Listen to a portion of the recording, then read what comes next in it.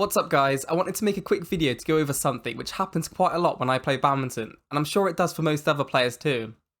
However, not that many people are actually aware of this rule and what is and what isn't allowed.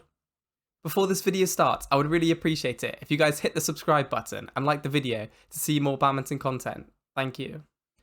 The rule which I'm going to talk about is the drag and double hit rule in badminton.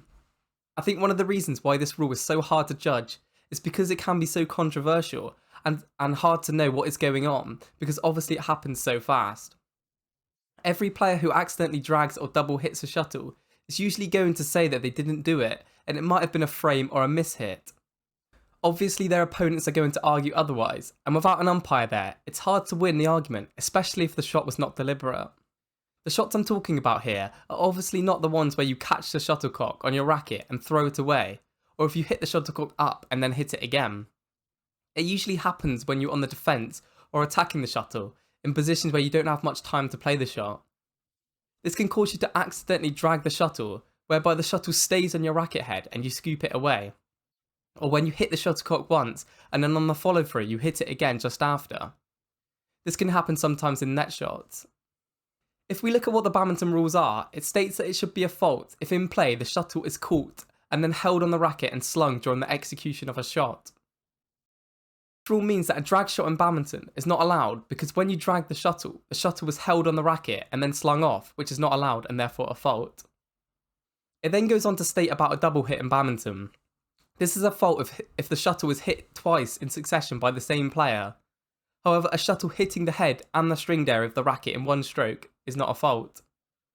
This means when you hit the shuttlecock twice with your racket, even if it's in the same stroke, it is a fault. The rule does state that if you hit the non-stringed area and the frame in the same stroke, it is not a fault. But this means if you hit the frame and the string in the same shot, it is allowed. Although that doesn't mean that you can hit the shuttlecock at two separate times in the same shot. To be honest, I'm surprised I haven't seen more professional players do this, but then again they are much better than myself and can actually hit the strings properly on each shot. Although here is an example of a double hit in professional badminton. The player goes in to play a net shot and as you can see he first makes contact with the shuttle here. Because the shuttle isn't going over the net, he then follows through and double hits the shuttlecock in the follow through, pushing it over the net. The umpire then sees this and calls a fault for the shot. The reason why it's one of the most misunderstood rules in badminton is because of this. A lot of players in games call a fault when there is a bad contact on the shuttle, either hitting just the frame or hitting both the frame and the strings. However, this isn't a fault and the play should carry on.